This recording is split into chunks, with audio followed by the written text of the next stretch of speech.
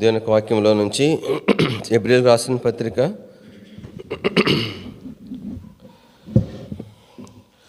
'అపోస్తలుడైన పౌలు హెబ్రీయులకు రాసిన పత్రిక 10వ అధ్యాయము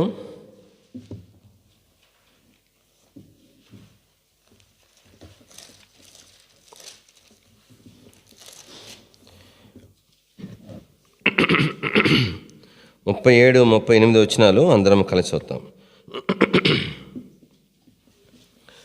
హెబ్రీ 10:37-38. ఇక కాలము బహు కొంచెముగా ఉన్నది, వచ్చున్నవాడు ఆలస్యం చేయకవచ్చును. నా ఎదుట నీతిమంతుడైన వాడు విశ్వాసమూలముగా జీవించును గాని అతడు వెనుక తీసిన ఎడల అతనియందు నా ఆత్మకు సంతోషము ఉండదు. ప్రభు సహాయం కొరకే ప్రార్థన చేస్తాము. ప్రభా దయమైన మా తండ్రి, మరోసారి మేము పాదములకు వస్తుంటున్నాం. ప్రభా నిచ్చిన మా తండ్రి, మా యొక్క చదువుకున్న లేఖన భాగము ప్రభా తండ్రి దయతో జ్ఞాపం చేసుకున్నాము, మీ చేతులకు అప్పగిస్తుంటున్నాం. మీరు దయతో మాకు తిరిగి అనుగ్రహించవలసిందిగా ప్రార్థన చేసుకుంటున్నాం. ప్రభా నిచ్చిన మా తండ్రి, మరోసారి ప్రభా మీ పాదం మీద మీ దాసునిగా నేను పడవేసుకుంటున్నాను. నన్ను కనికరించము, అంగీకరించము, కృపను అనుగ్రహించవలసిందిగా ప్రార్థన చేస్తూ ఉంటున్నాం. ప్రభా మీ సంధికి రాగల వారందరిని బట్టి కూడా స్తోత్రములు. ఒకవేళ ఇంకా మీ ఏర్పాట్లో మార్గ మధ్యలో ఉంటే వారిని కూడా దయతో జ్ఞాపకం చేసుకోవాల్సిందిగా ప్రార్థన చేస్తుంటున్నాం.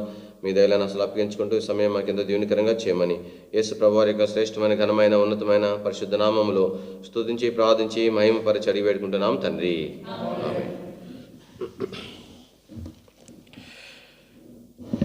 ఈ మధ్యకాలం అంతట్లో కూడా మనం రాజుల యొక్క జీవితాన్ని, వారి జీవితాలు జ్ఞాపం చేసుకుంటూ వచ్చినాం. ప్రభు కనికరించి చూపిస్తే ఈ యొక్క ఉపవాస ప్రార్థన కొరకై ప్రభు యొక్క రాకను గురించినటువంటి సిద్ధపాటు కొరకైన కొన్ని తలంపులు క్లుప్తంగా మనం జ్ఞాపకం చేసుకోవడానికి ప్రయత్నం చేస్తాం. దేని యొక్క వాక్యంలో మనకి సంవత్సరించిన వాగ్దానంలో భాగంగానే ఈ మాట మనకు అనుగ్రహించబడింది. ప్రభు ఏమని సెలవిస్తున్నాడు? ఇక కాలము అంటే, ఇక అంటే అర్థం ఏంటంటే ఇంకెక్కడి నుంచి అని అనుకుంటే, ఇంకెక్కడి నుండి ఇప్పటి నుంచి అని అనుకుంటే, కాలము ఇక్కడ నుంచి ఇంకెంత ఉన్నది అనేది ఇక్కడ ప్రభు చెప్తున్నాడు. కొంచెముగా ఉన్నది అని చెప్తున్నాడు. ఎంత కొంచెముగా ఉన్నదని దానికి కూడా ప్రభు ఇక్కడ తన వివరణ ఇస్తున్నాడు.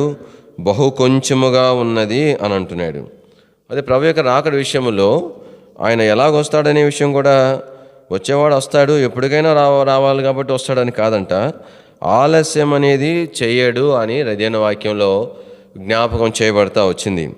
అందుకని దేవుని యొక్క ప్రజలముగా ప్రభు చాలా త్వరగా రాబోతున్నాడు కాబట్టి ఆయన వచ్చిన నాటికి, అంటే అర్థం ఏంటంటే ఇక కాలమన్నా ఇప్పటికిప్పుడు మనము ఆలోచన చేసుకున్నప్పుడు నేను నా ప్రభు ఎదుట ఎలాగున్నాను అనేది జ్ఞాపకం చేసుకోవాలని ప్రభు చెప్తున్నాడు.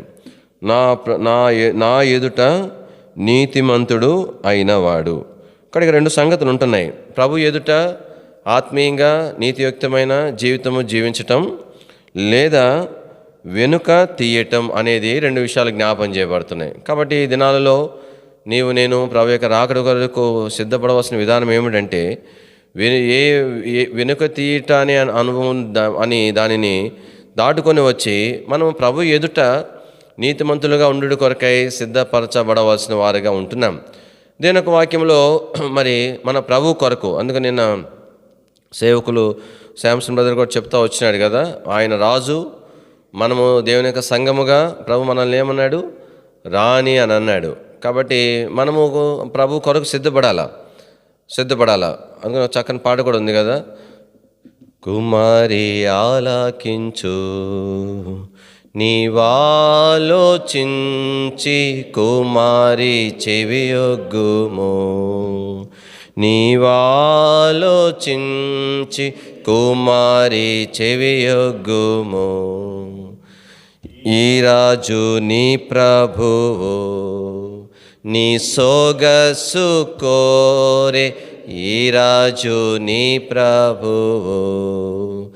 ఈ రాజు నీదు సౌందర్యమును కోరే, ఈ రాజు నీదు సౌందర్యమును కోరే, ఈ రాజు నాకు నమస్కరించుము. ఈ రాజు నాకు నమస్కరించుము, కుమారి ఆలకించు. కాబట్టి మన సొగసును కోరుతున్నాడు. కాబట్టి మనం చూసినప్పుడు మన ఎడల ఆయనకి ఇష్టము పుడితేనే ఆయన మనల్ని అంగీకరిస్తాడు. అలా లేకపోతే ఆయన మనల్ని అంగీకరించాడు. అలాంటి సిద్ధపాటే ఎస్తేరు యొక్క జీవితంలో మనము చూడగలుగుతాం. చూడండి, ఒక సామాన్యమైనటువంటి భూ సంబంధమైనటువంటి రాజు కొరకు, రాణిగా ఉండుట కొరకు ఎంత సిద్ధపాటు మరి అక్కడ మరి పేర్కొనబడింది. ఎస్తేరు గ్రంథంలో 6 మాసాలు ఒక రకాలైన సుగంధ ద్రవ్యాలతో, మరొక 6 మాసాలు మరొక రకాలైన సుగంధ ద్రవ్యాలతో వారు స్నానం ఆచరించి రాజు దగ్గర ఉండుట కొరకై వారు సిద్ధపడవలసి ఉన్నది. ఒక సంవత్సర కాలం రకరకాల సుగంధ ద్రవ్యాలతో స్నానం చేస్తేనే రాణి స్థానంలో ఉండటానికి కొంత మేర, అంత స్నానం చేసినా కూడా సంవత్సర కాలము కూడా రకరకాలుగా అయినా కూడా మరి అనేకలు అంగీకరించబడలేదు. అంటే కనీసం ఉండాల్సిన అర్హత, అంటే ఒక మాటలో చెప్పాలంటే భూ సంబంధమైన రాజుకే అంత సిద్ధపాటు అవసరమైనప్పుడు పరలోకపు రాజు కొరకై సిద్ధపడుతున్న మనం ఎంత సిద్ధపాటు మనకు అవసరమై ఉన్నది. దీని వాక్యంలో ఎస్తేరు గ్రంథంలో మనకు 5 క్యారెక్టర్స్ కనబడతాయి. ఒకటి ప్రభు అయిన దేవుని యొక్క క్యారెక్టర్ అంటే అక్కడ మనకు కనబడుతుంది. రెండవది అపవాదైన సాతాను యొక్క క్యారెక్టర్ కనబడుతుంది. రెండు, ఒక ఆత్మీయుడైనటువంటి మనుషుడు ఎలా సిద్ధపరచబడినాడు అనేది జ్ఞాపకం చేయబడుతుంది. రెండవదిగా సంఘము మరి రాణి ఎలా ప్రభు కొరకు సిద్ధపరచబడిందో అనేటువంటిది మనకు అక్కడ జ్ఞాపకం చేయబడుతుంది. దాని తర్వాత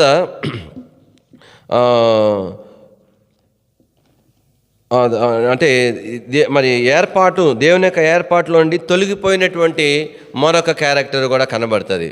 కానీ అక్కడ మరి దేవుని యొక్క ఏర్పాటులోని తొలగిపోయినటువంటి ఆ యొక్క మరి దృశ్యం అనేటువంటిది మనకు వస్తీ ద్వారా మనకు జ్ఞాపం చేయబడుతుంది. దేవుడు మరి తను ఎలాగో వ్యవహరిస్తాడనేటువంటిది ఆశ్వర్యేశ్వర రాజు ద్వారా మనం చూడగలుగుతాము. ఆ తర్వాత ఒక దైవజనుడైన మనుషుడు దేవుని కొరకు ఎలా సిద్ధపరచబడ్డాడు అనేటువంటిది మరి మొర్దెకై ద్వారా చూడగలుగుతాము. తర్వాత శత్రువైన సాతానుకు సాదృశ్యంగా హామాను మనము అక్కడ చూడగలుగుతాము. కాబట్టి ఈ 5 రకాలైనటువంటి క్యారెక్టర్స్ మనం ఎస్తేరు గ్రంథంలో చూడగలుగుతాం. అట్లని చెప్పి ఎక్కువసేపు దేవుని వాక్యం మనం ధ్యానించం, కానీ ఇవన్నీ కూడా మనం తెలిసిన సంగతులే కాబట్టి క్లుప్తంగా జ్ఞాపం చేసుకొని మనం ప్రార్థనలోనికి ప్రవేశిస్తాం. ఎస్తేరు గ్రంథము ఇక్కడ మరి రాణి అనేటువంటి వస్తుని గురించి జ్ఞాపం చేయబడతా ఉంది. వాస్తవానికి ఈమె రాణిగా ఏర్పాటు చేయబడింది. అంటే ఒక మాట చెప్పాలంటే ఈమె రాణిగా ఏర్పాటు చేయబడిందంటే ఏదో అనాలోచనగా ఏర్పాటు చేయబడలేదు. ఒక రాణికి ఉండవలసిన లక్షణాలన్నీ కూడా వస్తీలో ఉన్నాయి.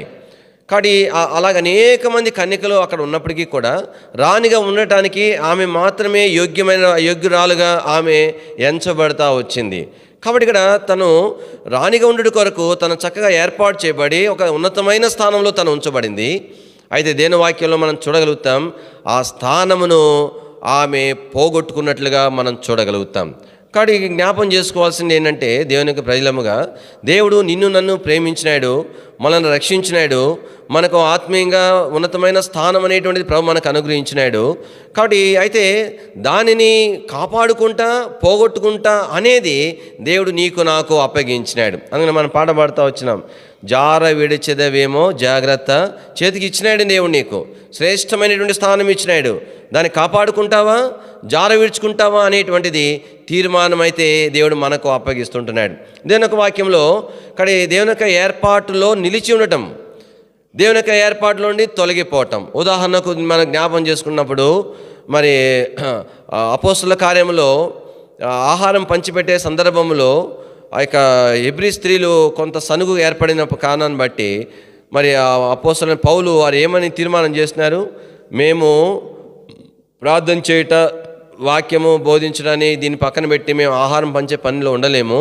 కాబట్టి మీలోనే మంచి జ్ఞానం కలిగి, తర్వాత మరి మంచి పేరు కలిగినటువంటి వారు, మంచి జ్ఞానం కలిగినటువంటి వారు, దేవుని ఆత్మచేత నింపబడినటువంటి వారిని 7 మందిని ఏర్పాటు చేసుకోండి, మేము ఈ పని కొరకై వారిని నియమిస్తామని చెప్పిన సందర్భంలో 7 ఏర్పాటు చేయబడ్డారు.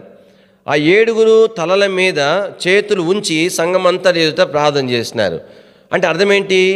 చేతులుంచి ప్రార్థన చేయటం అంటే అర్థమేంటంటే అదేదో ప్రత్యేకమైన అభిషేకం అని అనలేం మనం. ఒక పని కొరకు వారిని వేరు చేయటం అనేటువంటిది. ఉదాహరణకు వేరు చేయడం అనేటువంటిది. ఇప్పుడు సేవకులు ఉంటారు. మేము సేవకులు వచ్చేటప్పుడు కొంతమంది ఎట్లా పంపించబడతారు? మొట్టమొదటి సంఘాన్ని పంపించేటప్పుడు అంటే పెద్ద సేవకులైన వాళ్ళు ఏం చేసేవాళ్ళంటే వాళ్ళ సేవ పంపించేప్పుడు ఎట్రారా అని చెప్పి నేను పలానా సంఘాన్ని పంపిస్తున్నామని చెప్పి వాళ్ళ తల మీద చేతుల నుంచి ప్రార్థన చేసి పంపించేవాళ్ళు. కొంతమందికి ఎట్లా పంపించేవాళ్ళు? చేతులు ఉంచకుండానే ప్రార్థన చేసి పంపించేవాళ్ళు. మరి చేతుల నుంచి ప్రార్థన చేస్తే ఏమైంది? ఉంచకపోతే ఏమైంది? చేతులు ఉంచడమా ఉంచకపోవటం అనేది కాదు, కానీ ఒక పని కొరకు అప్పగించడం దానికి ఒక గుర్తుగా. రెండవది, కాబట్టి వారు ఆ పని కొరకు నియమించబడ్డారు అనేటువంటిది సంఘమంతా కూడా ఎరుగుట కొరకు అంతే. దేని ఒక వాక్యంలో మన అంటే ఇంకా ఆ పనికి నియమించబడిన వారు తప్ప ఇంకెవ్వరు ఎన్నటికి ఆ పని కొరకు నియమించబడకూడదు అనే అర్థం కాదు.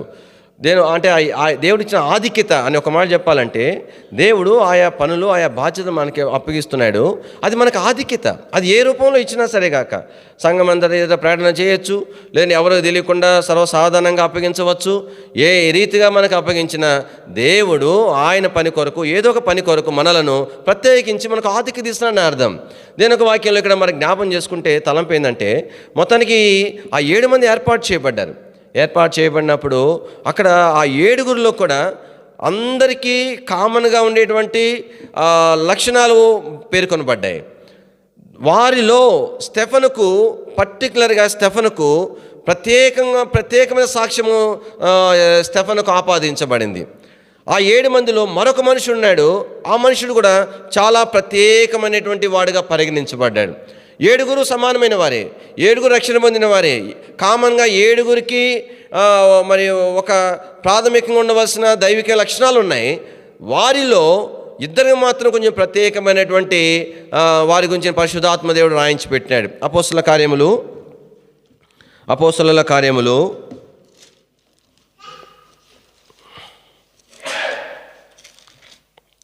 6వ అధ్యాయం.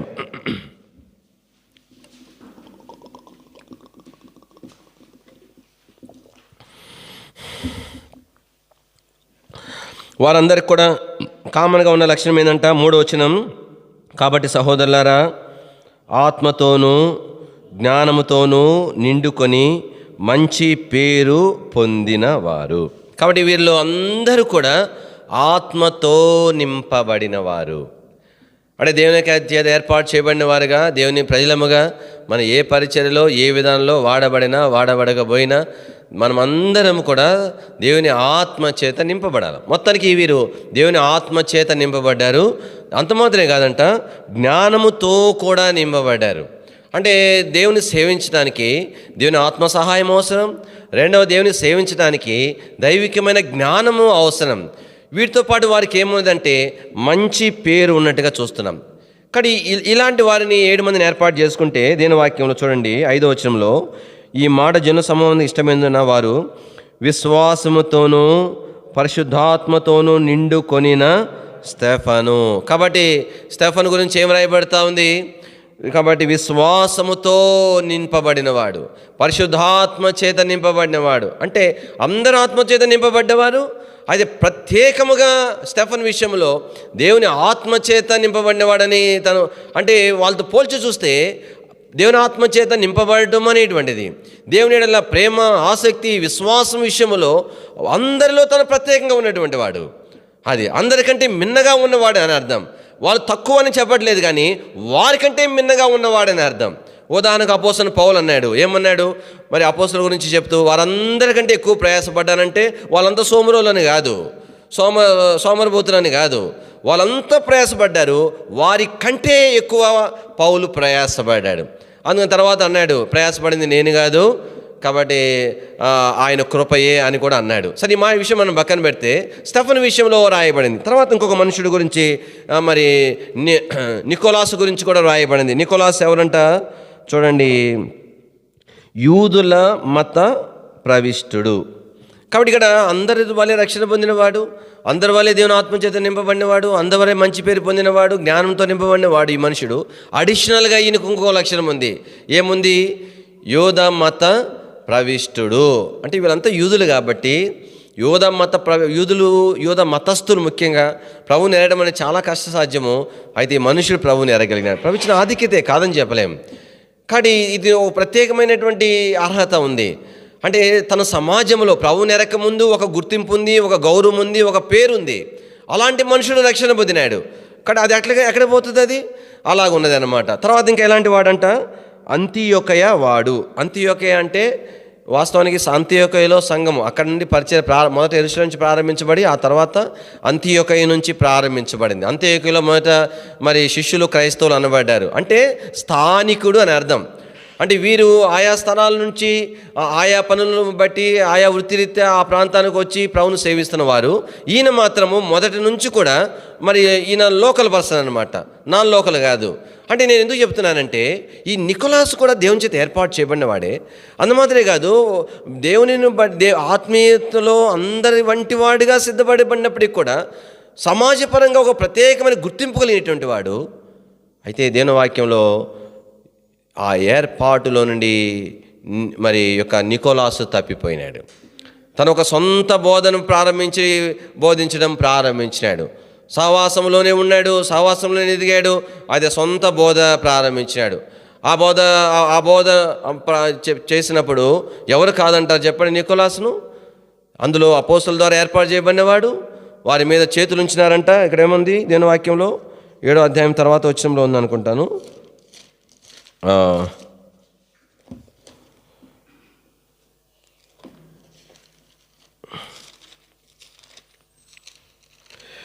6వ వచనం, వారిని అపోస్తలులను నిలబెట్టి వీరు ప్రార్థన చేసి వారి మీద చేతులుంచి. కాబట్టి ప్రత్యేకించబడినవాడు, అందరి వేళ ఆత్మీయంగా సిద్ధపరచబడినవాడు. అయితే తను రాను ఒక సొంత బోధ చేయడం ప్రారంభించినాడు. అట్లాంటి బోధ మరి ప్రజలు వినకుండా ఉంటారా? అరే అన్న నికోలాస్ అన్న, ఆయన ఏమి తక్కువ ఉంది? ఆత్మతో నింపబడినవాడు, జ్ఞానంతో నింపబడినవాడు, మంచి పేరు పొందినవాడు. అపోస్తలులే ఆయన ఏర్పాటు చేస్తారు, నియమించినారు, చేతుల నుంచి మరి ఆ దేవుని పని కొరకే నియమించినారు. అందులో అన్న ఎంత ప్రత్యేకమైన వాడు. తలంపు ఏంటంటే దేవుని వాక్యంలో ఆ బోధను అనుసరించే వారి సంఖ్య పెరిగిపోవటం ప్రారంభమైంది. ఇట్లాంటి వాడు తప్పు బోధ ఎందుకు చేస్తాడు? ఇట్లాంటి వాడు అంటే తప్పు బోధ అంటే ఏదో విగ్రహాల గురించో సినిమాలు చూడమనో కాదు ఆయన చేసిన బోధ. దేవుని వాక్య క్రమంనే మరొక విధానంలో బోధించిన వేరే పద్ధతిని బోధించడం ప్రారంభించినాడు. ఆ బోధ ఎంత విస్తరించిపోయిందంటే ప్రకటన గ్రంథములో ఆ బోధ గురించి ఇప్పుడు నేను చూపించను. తలంపు ఇక్కడ భాగం ఏంటంటే వస్తీ దేవుని చేత ఏర్పాటు చేయబడినటువంటిది. ఆ స్థానములో తగినది కాబట్టే దేవుడు ఆ స్థానంలో తనను ఉంచినాడు. అయితే ఆ స్థానమును తను పోగొట్టుకున్నట్టుగా మనం చూడగలుగుతాం. ఎందుకు తను పోగొట్టుకున్నది? రాజు యొక్క ఆహ్వానాన్ని తను ఎందుకు మరి తిరస్కరించింది అనంటే, రాజు మరి అందరికీ విందు చేస్తున్నాడు. చూడండి ఎస్తేరు గ్రంథం ఎవరెవరికి విందు చేస్తాం? 3వ వచనం, తన ఏలుబడి యందు 3వ సంవత్సరంన తన అధిపతులందరికీ సేవకులకు విందు చేయించెను. ఆ విందుకు ఎవరెవరు వచ్చినారు? 5వ వచనం మొదటి అధ్యాయంలో, ఆ దినం గడిచిన తర్వాత రాజు శోషణ కోటలో అల్పులు ఘనులేమి జనులందరికీ మరి ఆవరణంలో 7 రోజులు మంచి విందు ఏర్పాటు చేసినాడు. అన్నీ కూడా ఆ రాజ్యం సంబంధించి అన్నీ కూడా ప్రదర్శించినాడు. ఎవరున్నారు ఆ వాళ్ళలో? సామాన్య అల్పుల దగ్గర నుంచి ఘనుల దగ్గర నుంచి అందరూ. ఇప్పుడు ఆ వస్తే ఏం చేయాలా?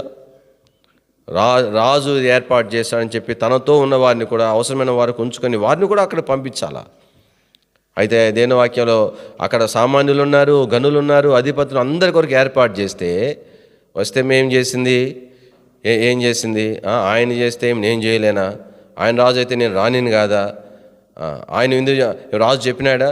ఒక రాజునేమని అడిగింది, అయ్యా మరి నా దగ్గర ఉన్నటువంటి వారి కొరకు నేను విందు చేయాలనుకుంటున్నాను అని రాజుని అడిగిందా? ఒకవేళ రాజు చెప్పుండేవాడు, అమ్మ అందరి కొరకు చేసినా కూడా ఒకవేళ నీ దగ్గర ఉన్నవారు మరి వారి కొరకు ప్రత్యేకంగా చేయమని ఒకవేళ చెప్పుండేటువంటి వాడు. లేదంటే అలా చేయొద్దు, అందరి కొరకు ఈ విందులో కాబట్టి నీకు కూడా పాలు ఉంది, సమయం వచ్చినప్పుడు నీవు కూడా ఈ విందులోనికి తీసుకుని రాబడతావు, నీతో ఉన్న వారు అందరికీ కూడా ఈ యొక్క విందులో ప్రవేశమని రాజు చెప్పుండేవాడు. ఏ మాత్రం కూడా రాజును సంప్రదించలేదు. అంటే ఏంటి? నేను రానిని కాదా? నాకు అధికారం లేదా, ఏమి ఆయన అడగపోతే నేను చేయలేనా అనుకొని ఏం చేసిందంట ఆమె. చూడండి దేవుని వాక్యం 9వ వచనం చదవండి ఎవరైనా. రాణి వస్తే కూడా కోటలో ఆమె విందు చేయించింది. అందుకే ఆ మనసు ఇక్కడ ప్రారంభమైనది. దానిని బట్టే రాజు ఆహ్వానం తిరస్కరించడానికి ఇది కారణమైంది. అంతేగాని రాజు అంటే ఇష్టం లేక కాదు, రాజు అంటే గౌరవం లేక కాదు. ఇక్కడ ప్రారంభమైనటువంటి ఈ స్థితి ఒక తప్పు మరొక తప్పు చేయడానికి కారణమయ్యి ఆ తర్వాత దేవుని యొక్క ఏర్పాట్లో నుండి దూరం అవటానికి కారణము అవ్వాల్సి వచ్చింది. దేని ఒక వాక్యలో వస్తీ విషయం మనం చూడగలుగుతాం. ఇక్కడ రెండవదిగా దేని వాక్యలో మనం చూస్తే ఇక్కడ అహష్వేరోషుని గురించి కూడా మనకు జ్ఞాపం చేయబడింది. అహష్వేరోషు ఎలాంటి స్థానంలో ఉన్నాడంటే కనుక లోకమంతటి కొరకై న్యాయం తీర్చేటువంటి దేవుని యొక్క స్థానంలో ఇక్కడ మనకు అహష్వేరోషు మరి చూపించబడుతున్నాడు. కానీ ఈ యొక్క వస్తీ విషయము ఇలా చేసినప్పుడు అహష్వేరోషు ఏం చేయాలా? రాజు రానప్పుడు రాజు అయినంత మాత్రాన తను కూడా ఒక మనుషుడే కాబట్టి ఒకవేళ జరిగినటువంటి దానిని మరొక రకంగా తనతో ఉన్న వారికి చెప్పి తర్వాత రాణిని మరలా ప్రత్యేకంగా పిలిపించో లేదంటే మరి మందలించో మరొకటో తను చేయాలా. ఎందుకంటే అంటే ఆమె ఎలా నడుచుకున్నా కూడా, ఆమె రాణి ఎలా నడుచుకున్నా కూడా తన భార్య ఏదైనా మంచైనా చెడైనా తన భార్య విషయంలో తనకు అధికారం ఉంది, తను తీర్మానం చేసుకోవాలా. ఈ మనుషుడు ఎలాంటి వాడంటే అందరినీ కూర్చోబెట్టి కాలజ్ఞానులందరినీ కూర్చోబెట్టినాడు, రాజధర్మము తెలిసిన వాళ్ళందరినీ కూర్చోబెట్టి వాళ్ళని అడిగినాడు, వస్తీ విషయం ఏం చేయమంటారో అని అడిగినారు. ఎవరన్నా అడుగుతారా చెప్పండి? అట్లాగా నా భార్య ఎట్లా అనింది, నన్ను ఏం చేయమంటారని ఎవరన్నా అడుగుతారా? మాకేం సంబంధం, లేనిపోయింది. మళ్ళీ ఈరోజు ఏం చెప్పినా మనకు రేపొద్దున మీరిద్దరు భార్యాభర్తలు ఒకటయ్యి లేనిపోయింది నాకెందుకు సమస్య అని తప్పుకుంటారు కదా. దేని వాక్యంలో ఈయన అడిగితే వాళ్ళు సలహా ఇచ్చినారు. మరి ఏం అడిగినారు చూడండి. దేని వాక్యంలో 14వ వచనం. అతడు కాలజ్ఞానం చూచి రానైన వస్తీ రాజైన అహష్వేరోషును నేను నపుంసకుల చేత ఇచ్చిన ఆజ్ఞ ప్రకారం చేయకపోయినందున ఆమెకు విధిని బట్టి చేయవలసినదేమని వారిని అడిగాను. విధిని బట్టి ఏం చేయాలా? ఆమె మంచి చేసిందా చెడు చేసిందా కాదు, చిన్న తప్ప పెద్ద తప్ప కాదు, రూల్ ప్రకారం ఏముంది అని అడిగినాడు. అందుకని కింద భాగంలో రాయబడింది 11వ వచనంలో, విధిని రాజధర్మము ఎరిగిన వారందరి చేత. కాబట్టి ఏంటి రూల్ ఏంటి, ఏది రాజధర్మం ఏంటి, రూల్ ఏం చెప్తుంది అని చెప్పినాడు. బహుశా వాళ్ళు అనుకొని ఉంటారు ఏముంది రూల్ అడిగిన తర్వాత ఆ రూల్ను మార్చాలనుకున్నాడేమో రాజు, మళ్ళీ పొరపాటు ఇట్లాంటిది ఏమైనా వస్తే నా భార్యకి ఇబ్బంది లేకుండా చేయాలనుకున్నాడేమో అని ఇట్లా చేయమని చెప్పినారు. చెప్తే రాని ఉండకుండా ఆమెను తొలగించాలని చెప్పినారు. అది రూల్ అని చెప్పినారు వాళ్ళు. విధిని బట్టి దేని వాక్యంలో ఆ రాజు ఏమి గొడవల కలహాల నెలలు తరబడి సంవత్సరాల తరబడి మాటలు లేకుండా ఉన్నదా? తనను ఇష్టపడి రాణిగా ఉంచుకొని తనతో మరి ఎంతకాలం నుండి వారు కుటుంబంగా ఉన్నారో తెలియదు. అలాంటి స్థితిలో తను ప్రేమించే తన భార్య రూలుని బట్టి తీసి పక్కన పడేసినాడు. విధిని బట్టి దేని వాక్యంలో మనం జ్ఞాపం చేసుకోవాల్సింది ఏంటంటే ఒక దినాన దేవుని ఎదుట మనం నిలబడినప్పుడు మనం ఎంతటి వారమైనా కావచ్చుగాక, ఎంత దేవుని యొక్క వాక్యం ఎరిగిన వారమైతే కావచ్చుగాక, ఎంత మంచి అనుభవము ఉన్నటువంటి వారం అయితే ఉండొచ్చు కాక, దేవుడు దేనిని బట్టి నీకు నాకు తీర్పు తీస్తాడంటే దేని బట్టి తీరుస్తాడు. ఒకరోజు నేను ప్రభు మాకు తెలియదు ప్రభు అట్లాగని మాకెప్పుడు ఎవరు బోధించలేదు ప్రభు అంటానికి లేదు. దేవుని యొక్క వాక్యం అందుకే మన చేతికి ఇచ్చింది. దేవుడు దేనిని బట్టి తీర్పు తీరుస్తాడు? ఈ వాక్యములో వ్రాయబడిన దానిని బట్టి తీర్పు తీరుస్తాడు. నేను ఇలా ఉండాలని నేను ఇలా రాయించాను కదా, ఎందుకు ఉండలేదని అడుగుతాడు. ఇలా ఉండకూడదని నేను రాయించినాను కదా, ఎందుకు నువ్వు అలా ఉండకుండా మరి మానుకోలేకపోయినావు అని ప్రభు అడుగుతాడు. కాబట్టి దేవుని యొక్క తీర్పు అనేటువంటిది న్యాయసమ్మతంగా ఉంటుంది, మానవ దృష్టిని బట్టి ఉండదు. లేదంటే ఒకరిని ఒక రకంగా మరొక రకంగా ఈయన సేవకుడు కాబట్టి ఈయన కొంచెం చూసి పోదాంలే, మరి ఈమె పలానే కదా సో కదా కాబట్టి ఈమెను ప్రత్యేకంగా చూద్దాంలే, ఈయన అట్లా కాదు దేవుడు. మన దేవుడు ఎలాంటి వాడంటే ఆయన నిస్వార్థము అందరినీ సమానంగా చూసేవాడు, సమాన దృష్టిలో చూసేవాడు. దేని వాక్యంలో అది మరి రెండవదిగా మనం జ్ఞాపం చేసుకున్న విషయం, మొట్టమొదటిగా వస్తు విషయమే మనం నేర్చుకున్న పాఠం ఏంటంటే దేవుని యొక్క ఏర్పాటులో నుండి తొలగిపోకుండా మనం జాగ్రత్త పడవలసిన వారం. రెండవది ఆశీర్వాద ద్వారా మనం నేర్చుకున్న పాఠం ఏమిటంటే ఒక దినమున నేను నా ప్రభు ఎదుట నిలవబడవలసి ఉన్నది. నా ప్రభుకి నేను జవాబుదారిని. నేను దేవునికి ఆన్సర్ ఇవ్వాలా, నేను దేవునికి జవాబు చెప్పాలా. ప్రభా నాకు తెలియదు అని అనటానికి ఆస్కారం లేకుండా దేవుడు నా కొరకు ఎన్నో రీతులుగా ఎన్నోసార్లు రకరకాలైనటువంటి వారిని పంపించి తన వర్తమానం ద్వారా నాకు బోధించిన సంగతులనే ఆ దినాన ప్రభు నన్ను అడగనై ఉంటున్నాడు. నా విషయమై పూచి తీసుకోవటానికి పూటబట్టడానికి ఎవరు దేవుని ఎదుగు రారు. ప్రభా ఈ విషయం ఆయనేమనొద్దు ప్రభా, ఆయన కాదు నేను చెప్పిన మాట విన్నాడు, ఆయనేమనొద్దు అనంటే వేరొకరి మాట విని దేవుడు నన్ను పక్కన పెట్టాడు. ఆయన నా గురించి నేనే జవాబు చెప్పాలి. కాబట్టి నా బలహీనతల విషయమై నా భార్యను నేను కారణంగా చూపించి తప్పించడానికి ఆస్కారం లేదు. నా తప్పిదముల విషయమై నా పిల్లలను మరొక సేవకుడునో ఒక విశ్వాసను చూపించి నేను దేవునికి తీర్పును తప్పించడానికి వీలు లేదు. నేను నా విషయమై నా ప్రభు ఎదుట ఒక దినాన నిలవబడవలసి ఉన్నది. ఏమైతే నా ప్రభు నాకు బోధించినాడో నేర్పించినాడో తెలిసి ఉండి కూడా నేను అనుసరించలేకపోయినానో దాని విషయమై దేవుని యొక్క తీర్పును నేను ఎదుర్కొనవలసి ఉన్నది. కానీ అందుకనే దేవుని వాక్యంలో అపోస్తలుడైన పౌలు ఎంత తేటగా చెప్తా వచ్చినాడు. కొరింథీ సంఘాన్ని రాస్తూ ఎంత భారంతో చెప్పిన మాటలు అవి. మనమందరము క్రీస్తు న్యాయపీఠం మీద ప్రత్యక్షం కావాలి అన్నాడు. ఎంత బలమైన మాట కదా అది. అపోస్తలుడైన పౌలు ఎక్కడ, కొరింథీలోని విశ్వాసులు ఎక్కడ? కొరింథీలో విశ్వాసులు అపోస్తలుడైన పౌలు యొక్క పరిచర్య ద్వారా రక్షణ పొందిన వారు, సర్వసాధారణమైనటువంటి విశ్వాసులు. వాళ్ళలో ఎన్నో రకరకాల లోటుపాట్లు ఉన్నటువంటి వాళ్ళు. అపోస్తలుడైన పౌలు అట్లా కాదు, ఎంతో దైవికంగా రక్షణ పొంది దేవుని సేవకు పిలువబడి దేవుని చేత బలమైన సాధనగా వాడబడి అనేక సంఘములు కట్టబట్టు కొరకై ఒక సాధనగా ఏర్పాటు చేయబడినవాడు అపోస్తలుడైన పౌలు. అన్నాడు, కొరింథీలో విశ్వాసులారా దేవుని న్యాయపీఠం మీదట మీరు నిలబడాలని అనలే, మనమందరము అని అన్నాడు. అంటే అర్థం ఏంటి? ఒక సామాన్యమైన విశ్వాసం మొదలుకొని ఎంత గొప్ప దైవజనుడు అయినా సరేగాక ఆ న్యాయపీఠం మీదకు మనం రావాల్సిన వారం మనము. అందుకని దేని వాక్యంలో అది మంచిదైనా సరే చెడ్డదైనా సరే మరి ప్రతివాడును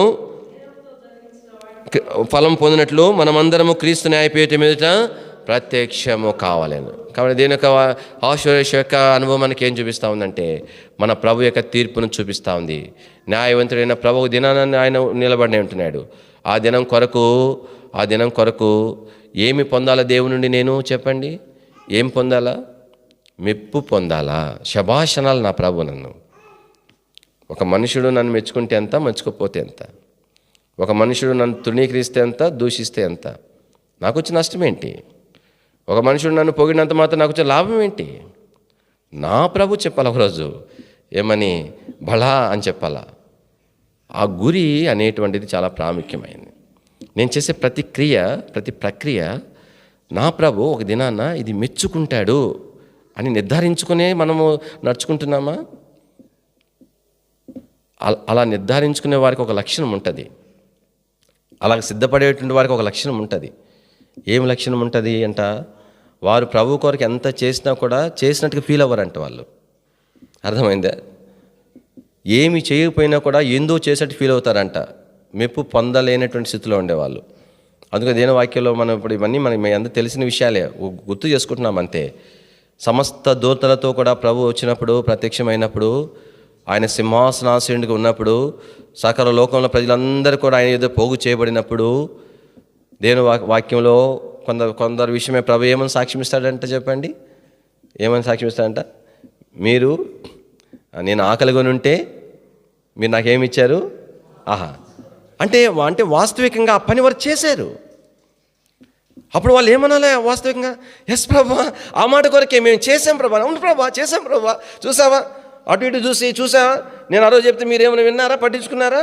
ఇక చూడు నా ప్రభు చెప్పినాడు చూడండి అని అలా లెక్క ప్రకారం కరెక్టే కదా. అంటే తప్ప నేను అనట్లే, అనొచ్చు, అనాల్సిన స్థానం అది వాళ్ళది. అయితే వాళ్ళు ఏమన్నారు తెలిసిన? ప్రభా మేము ఎప్పుడు ఆహారం పెట్టాం ప్రభా అని అన్నారు. మరొకరిని చూసి ఇంకా అవన్నీ మేము చెప్పాల్సిన అవసరం లేదు. అంటే అర్థం ఏంటి? ప్రభు మెప్పు పొందేవారు, ప్రభు చేత గంత పొంద ఆశించేటువంటి వారు ప్రభుని సేవించే విషయంలో వారు తృప్తిగా ఫీల్ అవ్వరు. అది వారు ఏమి చేసినా అది ప్రభు కొరకు ఏదో చేసినట్టుగా, ఆయనకి ఏదో వరగబెట్టినట్లుగా ఆ భావం వారి హృదయాలు ఉండదు. నేను ప్రభు కొరకు ఏమి చేయలేకపోయినానే అనిపిస్తుంది వారికి. మరొక విషయం ఏమన్నాడు, నేను ఆకలి గురించి ఆహారం పెట్టలేదు అని అంటే, అప్పుడు వాళ్ళు ఏమన్నారు, రే ప్రభా నా పొరపాటు అయిపోయింది ప్రభా అన్నారా? వాళ్ళు ఏమన్నా చెప్పండి, మేమెప్పుడు పెట్టలేదు ప్రభా, మేమెప్పుడు పెట్టలేదు. అంటే అర్థం ఏంటంటే, ఎప్పుడైతే వాళ్ళు ఏమంటారు, వీళ్ళు ఒకరికి అలా చేశారు కాబట్టి అనేసరికి వీళ్ళు చేసిన పనులని గుర్తొచ్చేసినాయి వీళ్ళకి. నా తలంపు అది కాదు, కానీ వాళ్ళకి ఏమి చేయకపోయినా కూడా ఏందో చేసినట్లు వాళ్ళు ఫీల్ అయ్యారు. దేవుని వాక్యంలో ఆశ్వర్యస్ యొక్క స్థానం ఏం చూపిస్తుందంటే, ప్రభు యొక్క తీర్పు దినాన్ని చూపిస్తూ ఉంది. దేవుని ప్రజలంగా ప్రార్థనకు వెళ్ళే ముందు కానీ దాని కొరకే సిద్ధపడుతున్నామా అని, దాని కొరకైనా ఆయన శక్తి మనలో పనిచేస్తుందా, ఆయన ఎదుట యోగ్యంగా నిలబెట్టుటకు తగిన రీతిగా సిద్ధపరచబెట్టు కొరకై ప్రభు యేసుక్రీస్తు వారి యొక్క ఆ పునరుద్ధాన శక్తి మనలో కార్యం చేస్తుందా అని. ఆ శక్తి కేవలము రక్షణ కొరకు మాత్రమే వినియోగించడానికి కాదు. ఏ శక్తి అయితే యేసు ప్రభు యందు దేవాది దేవుడు వినియోగించినాడో అదే శక్తిని నీ విషయమై నా విషయమై వినియోగించి ఆ శక్తి చేత ఆయన ఎదుట ఆనందముతో నిర్దోషులుగా నిలబెట్టడానికి ఆయన సిద్ధపరచాలని ఆయన కోరుతున్నాడు. ఆ వచ్చిన భాగాలు మనం ఎన్నోసార్లు జ్ఞాపం చేసుకున్నాం. ఎఫెసీ రాసిన పత్రికలో, యోధా పత్రికలో ఆ మాటలు రాయబడిగా ఉంటున్నాయి. ఇది రెండవ క్యారెక్టరు ఎస్తేర్ గ్రంథంలో. కాబట్టి ప్రభు సిద్ధపడి కొరకై మూడో వ్యక్తిని మనం జ్ఞాపం చేసుకుందాం. ఇక్కడ ప్రభు కొరకై ఆత్మీయంగా సిద్ధపరచబడినటువంటి ఒక మనుషుని గురించి మనకు జ్ఞాపకం చేయబడక ముందు ఇక్కడ హామాను గురించి కూడా మూడవ క్యారెక్టర్గా మనం జ్ఞాపం చేసుకుందాం. హామాను దేనికి సాదృశ్యంగా ఉన్నాడంటే, అపవాది అయినటువంటి సాతానుకు సాదృశ్యముగా ఉన్నాడు. దేని ఒక వాక్యంలో ఎట్లాగా అపవాది సాతానుకు సాదృశ్యంగా ఉన్నాడని చెప్పవచ్చు అంటే, వాస్తవానికి హామాను తన దగ్గర ఉన్న అందరి యొక్క ఏమంటారంటే అధిపతులలో ఈయన కూడా ఒక అధిపతి. అంటే ఈయనకేమీ స్పెషల్ డిగ్రీస్ ఏం లేవు, అందరిలో ఈయన ఒకడు. రాజుకి ఎందుకో ఇష్టం కలిగింది ఆయన మీద. అంటే అట్లని చెడ్డవాడని చెప్పలేము, మంచివాడు, అందరిలో తన రాజు దృష్టిని ఆకర్షించగలిగినాడు. అంటే మిగతా వాళ్ళు మంచోళ్ళు కాదని రాయబడలేదు, కానీ అందరి వంటి వాడైనప్పటికి కూడా తన మీద దృష్టి పోయింది, రాజుగా దృష్టి పోయింది. తను కూడా మంచివాడే కాబట్టి మరి మిగతా వారు కూడా మంచివారు అయినప్పటికీ కూడా తన మీద రాజు యొక్క దృష్టి పోయింది. ఆ రాజు అనుకున్నాడు, ఈ అధిపతిని నేను ఏం చేయాలంటే మిగతా అధిపతులతో కాకుండా ఇంకా మంచి పెద్ద సింహాసనం వేసి కూర్చోబెట్టాలా, ఎవరైనా నా దగ్గరికి వచ్చినప్పుడు నా అంత సింహాసనం కాకపోయినా మిగతా అధిపతులతో సమానంగా మాత్రం ఉండకూడదు, ఇంకా గొప్పగా ఉండాలని చెప్పి పెద్ద చైర్ వేసి ఆయన కూర్చోబెడితే ఈ మనుషుడు ఏమనుకోవాలా చెప్పండి? ఈ మనుషుడు ఏమనుకోవాలా, నేను అందరి అధిపతుల్లో ఒక అధిపతిని, కానీ రాజు నా మీద ఇష్టం కలిగింది. ఎందుకు ఇష్టం కలిగింది అని చూస్తే ఎందుకో తెలియదు, కానీ ఇష్టం కలిగింది. నేను చెడ్డవాడిని కాదు, అందరి వంటి వాడినే, నేను కూడా మంచివాడినే. అయితే నా వంటి మంచివాడే నా పక్కన ఉన్నప్పటికీ కూడా రాజుకు నా మీద ఇష్టం కలిగింది. రాజు విషయమై కృతజ్ఞత భావం తనకు ఉండాల్సింది. ఈ మనుషుడు ఏం కోరుకున్నాడో తెలుసునా? తనను ఘనపరిచిన రాజు ఆ రాజు స్థానాన్ని కోరుకున్నాడు. ఏం కోరుకున్నాడు చెప్పండి? ఏం కోరుకోవాలా? రాజు చేత ఘనపరచబడిన వాడిగా నన్ను ఘనపరిచినాడు కాబట్టి నన్ను ఘనపరిచిన నా రాజు నాది, మరి నేను గౌరవించవలసిన వాడు, ఆయన ఘనతను కోరుకోవాలా, ఆయన ఘనపరచబడ్డాన్ని కోరుకోవాలా. ఈ మనుషుడు ఏమనుకున్నాడు? ఏముంది, ఇంకొంచెం రాజు లాంటి వాడిగా అయిపోతే ఎంత బాగుంటుంది, రాజుతో సమానంగా అయిపోతే ఎంత బాగుంటుంది అని అనుకున్నాడు. దీని వాక్యంలో మనం జ్ఞాపం చేసుకుంటూ వచ్చినప్పుడు అందుకనే ఆ సందర్భం మనకి ఎక్కడ కనిపిస్తుంది అంటే, మరి మొర్దెకైని ఉరిదించడానికి హామాను వస్తాడు రాజు ఎద్దకు వచ్చినప్పుడు రాజు ఏమంటాడు? ఆ రాజు మొర్దెకై గురించి ఆలోచన చేస్తుంటాడు, నేను ఒక మనిషిని కనపరచాలనుకుంటున్నాను అని అంటే హామాను ఏమనుకున్నాడు? నన్నే అనుకున్నాడు. సార్ మంచిదే, నిన్నే. నీవేం కోరుకోవాలా? ఏమైనా కోరుకో, నీకు ఏం ఆశ అది కోరుకో. ఏం కోరుకున్నాడు ఈ మనుషుడు చెప్పండి? రాజు వస్త్రాలు కావాలంట, రాజు గుర్రం మీద ఎక్కాలంట, రాజు కిరీటం పెట్టంటే అర్థం ఏంటి? నేనే రాజును అయిపోవాలా, నన్ను చూసిన వాళ్ళు హామాను అనుకోకూడదు, రాజు అనుకోవాలా. నన్ను రాజు అనుకొని రాజును కనపరచేట్టుగా నన్ను కనపరచాలా. అమ్మో రాజు వెళ్తుంటే అందరూ ఎట్లా నమస్కారాలు పెడతారు, అందరూ నాకు నమస్కారం పెట్టాలా. రాజు స్థానాన్ని కోరుకున్నాడు దేవుని వాక్యంలో. అందుకనే ఆపాదిన సాతాను అని అంటాం, కానీ ఒకప్పుడు ఎంతో నమ్మకమైన వాడు.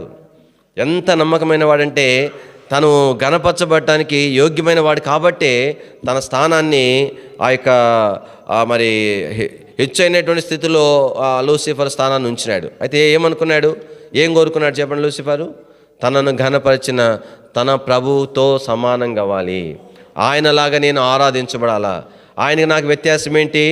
ఆయన మాత్రమే ఆరాధించబడుతున్నాడు, నేను కూడా ఆయనతో సమానంగా అయిపోతే ఆయనలాగా నేను పూజించబడాలా, ఆయనలాగా నేను ఆరాధించబడాలా. ఆ ఆశే ఈరోజు భూమి మీద శత్రువు చేస్తూ ఉన్నాడు. రకరకాలనే పేర్లతో ప్రజల చేత తను పూజించబడుతున్నాడు. దేవుని చెందవలసినది నాకు చెందాలని పూజించబడుతున్నాడు. దేని వాక్యంలో హామాను కూడా అలాంటి వాడే. దేని వాక్యంలో మనం చూసినప్పుడు హామాను ఏం కోరుకోవాలి చెప్పండి? నా రాజు ఆయన స్థానం నా కోరుకోవచ్చునా, ఆయనలాగా నేను ఉండాలని కోరుకోవచ్చునా? ఆయనే ఘనపరచబడాలా, ఆయన ఉన్నతంగా ఉండాలా, నన్ను ప్రేమించినవాడు, నన్ను ఘనపరిచినవాడు అని ఆయనను ఘనపరచాలా అనేటువంటి స్థానంలో హామాను ఉండవలసిన వాడు. నేను వాక్యంలో ఇది హామాను యొక్క క్యారెక్టర్గా మనం చూడగలుగుతాం. మూడవదిగా దేని వాక్యంలో ఇది ఎవరు మనం చూసింది? మూడో ఆయన. నాలుగవదిగా మొర్దెకై గురించి క్లుప్తంగా 2 తలంపులు జ్ఞాపం చేసుకుందాం. మొర్దెకై ఆత్మీయంగా తను సిద్ధపరచబడిన వాడిగా మనం చూస్తాం.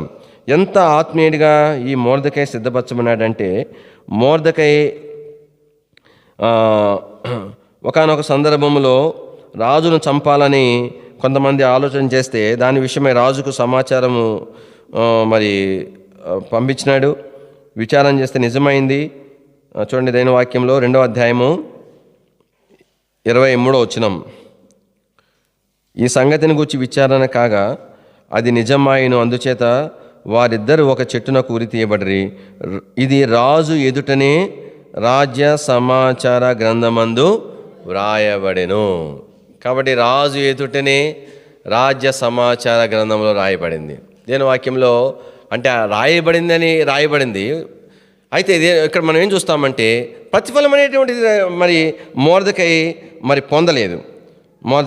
దేని వాక్యంలో రండి, 6వ అధ్యాయము 3వ వచనం. రాజు ఆ సంగతి విని ఇందు నిమిత్తం మొర్దెకై బహుమతి ఏదైనా ఘనత ఏదైనా చేయబడినా అని అడుగగా రాజు సేవకులు అతనికి ఏమీ చేయబడలేదని ప్రత్యుత్తరం ఇచ్చిరి. కాబట్టి తను ఏమైతే చేసినాడో, సామాన్యమైన మనుషుని కాదు, రాజుకు ఉపకారం చేసినాడు. ఎంత ఘనత తను పొందాలో, ఎంత మెప్పు తను పొందాలో అది దేని వాక్యాలు మనం చూస్తాము. ఏ ప్రతిఫలాన్ని కూడా తను రాజు ఎదుట నుండి కోరలేదు. రాజుకు మేలు చేసినాడు, ప్రతిఫలాన్ని తను అపేక్షించలేదు. అంటే అర్థమేంటి? ఈ దినాల్లో దేవుని ప్రేలంగా అక్కడికి మొర్దెకై వలె మన ప్రభుని సేవించాలి. మనం ఏమైనా మన ప్రభు కొరకు చేసినప్పటికి కూడా దానికి ప్రతిఫలము ఆశించకుండా నిస్వార్థంగా మనం ప్రభుని సేవించాలి. రెండోది ఒక వాక్యంలో మనం చూస్తే ఈ మొర్దెకై విషయంలో మనం చూసే రెండో లక్ష్యం ఏంటంటే దేవుడు తను ఇచ్చినటువంటి స్థానం. ఏ స్థానము చూడండి. దేని వాక్యంలో 2వ అధ్యాయం 19వ వచనం.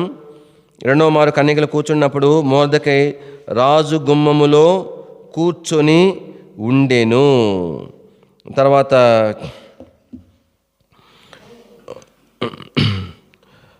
3వ వచనం,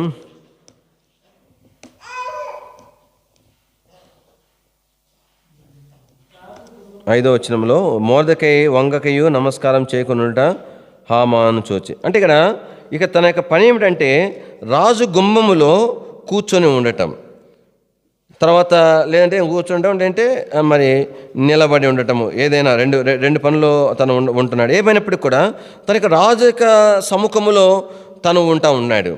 దేని వాక్యంలో మనం చూసినప్పుడు క్షమించండి, యొక్క ద్వారపాలకుడిగా తను ఒక సాధారణమైనటువంటి మరి చిన్న ఉద్యోగమును తను కలిగిన వాడుగా ఉన్నాడు.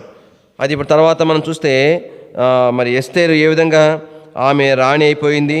రాణి అయినా కూడా మొర్దెకై ఎక్కడున్నాడు చెప్పండి? ఆ యొక్క అదే మరి ఉద్యోగములో ద్వారపాలకుడుగానే తను వచ్చినాడు. అంటే అర్థమైందంటే కాబట్టి తను హెచ్చైనటువంటి స్థితిని కోరుకోలేదు. తను ప్రమోట్ చేయబడాలా, ఇంకా ఉన్న స్థితి కంటే ఇంకా ఉన్నతమైనది కావాలా అని అనుకోలే. ఒకటేమో ప్రతిఫలాన్ని అపేక్షించలేదు, రెండవది ప్రభు తనకి ఏది ఇచ్చినాడో దానికంటే ఉన్నతమైనది తను కోరుకోలేదు. దేవుని అంటే ఆత్మీయంగా ఉండేటువంటి వారికి ఉండాల్సిన లక్ష్యం ఏంటి? దేవుని వాక్యంలో రాయబడింది, కొత్త నిబంధనలో ఏం రాయబడింది? హెచ్చైన వాటి మీద ఏముంచకూడదని చెప్పండి, మనం మనసు ఉంచకూడదు, శ్రేష్టమైన వాటిని కోరుకోకూడదు.